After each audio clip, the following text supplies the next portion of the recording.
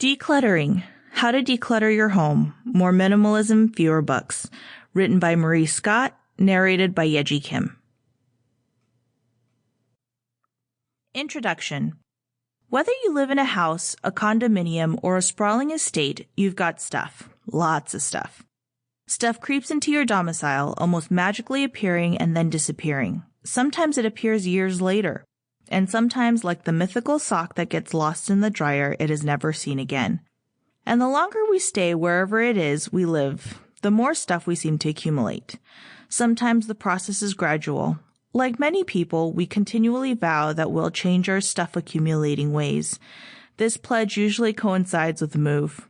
And we usually keep our pledge until we're again tempted by more stuff.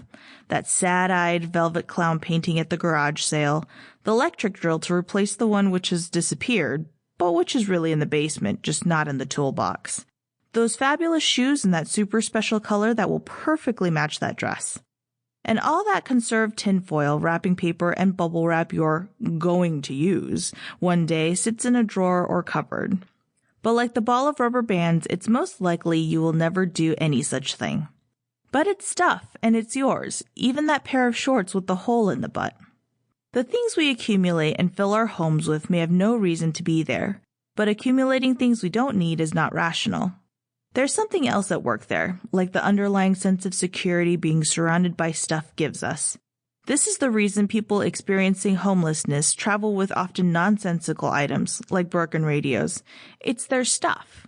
But you're not experiencing homelessness. You live in a home with too much stuff in it, and you know you're doing this thing the wrong way. If you're ready to do it right, then you've come to the right place. This book is about decluttering, or more specifically, how to declutter your home. More minimalism, fewer books. Less stuff, yes. We have included books because you're probably not going to read them again. Well, maybe a few, but we're not talking about those.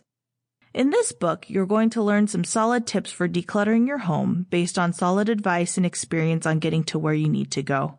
Let's not waste any more time. Let's get decluttering. I hinted at this the introduction you just read. When we settle, we begin to fill our homes with all manner of stuff. It's easy to explain the phenomenon always by saying it's a consequence of consumer society. While that may be partially true, this reasoning does nothing to explain the emotions we attach to our stuff. I've seen some very interesting examples of the accumulation of what amounts to clutter. In one instance, I found a stash of half-used jars of Vaseline. There must have been a dozen of them in that dark corner of my aunt's bedroom. I was a kid, so I didn't mind asking her about the weird find. She told Sample complete. Ready to continue?